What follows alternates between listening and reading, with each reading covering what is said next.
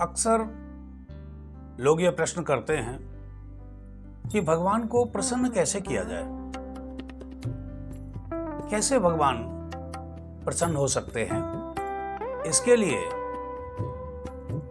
श्रीमद् भागवत ग्रंथ में उल्लिखित है कि दया सर्वभूतेषु संतुष्ट्या येन केन वा सर्वेन्द्रियोपशान्त्या स्तुत्स्यत्याशु जनार्दन। सर्वेन्द्रियोपशान्त्या, सारी इंद्रियां यदि शांत हैं, सारी इंद्रियों को हम यदि शांत रख के चलेंगे और सर्वेन्द्रियोपशान्त्या और क्या है, तुष्यत्याशु जनार्दन, और दया सर्वभूतेषु, सभी जीवों के प्रति दया का भाव रखें। बहुत कठिन है लेकिन असंभव नहीं है। चराचर जगत में उस ईश्वर को देख करके सबके प्रति मन में दया का भाव रखें। दया सर्वभूतेषु, और इसके बाद संतुष्ट्या येन केन वा, कैसी भी परिस्थिति आए संतुष्ट रहें। दुख में रहें या सुख में, जिस हाल में रहें और उस हाल में गोविंद का नाम लेते रहें। तो प्रयास ये करें कि चराचर जगत में सबके प्रति दया का भाव रखें और एन केन प्रकारेण संतुष्ट रहें, क्योंकि कहा गया है कि गोधन गजधन बाजधन और रतन धन खान, जब आवे संतोष धन सब धन धूर समान। तो इसीलिए संसार के जितने भी ये संपदा है, ये जब संतोष रूपी धन मन में आ जाता है तो व्यर्थ हो जाता है। इसीलिए भगवान को प्रसन्न करना चाहते हो तो ये समझ लीजिए कि दया सर्वभूतेश, सभी जीवों के प्रति दया का भाव रखें, एन केन प्रकारेण जीवन में संतोष रखें और सभी इंद्रियों को, क्यों?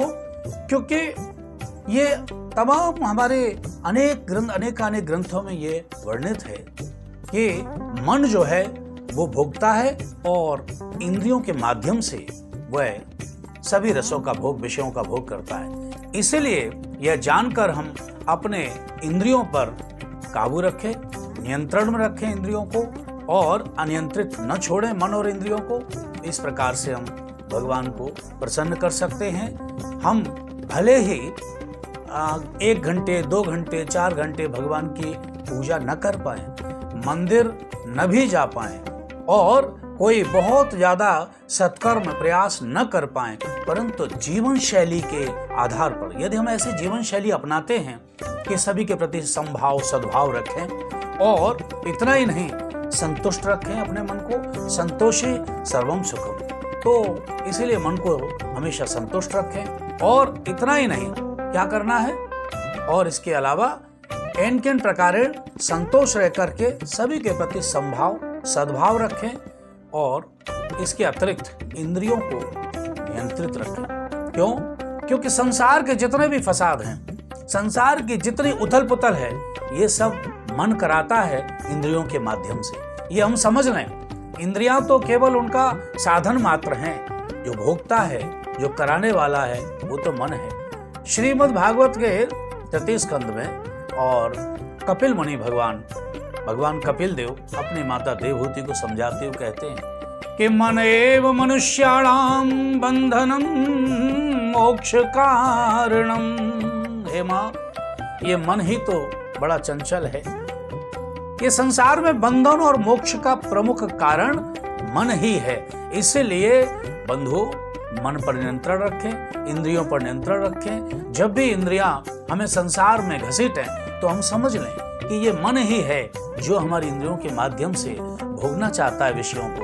इसीलिए प्रयास ये करें, ईश्वर की भक्ति यही है, ईश्वर को खुश करने का, प्रसन्न करने का, उनकी दया करुणा पाने का यही माध्यम है कि दया सर्वभूतेषु सर्वेन्द्रियोपशान्त्या संतुष्ट्या येन केन वा और सर्वोन्द्रियोपशान्त्या तुष्यत्याशु जनार्दन। इस प्रकार भगवान को प्रसन्न कर सकते हैं। उनकी यही भक्ति सर्वोपरि है और हम सब इसका ध्यान रखेंगे।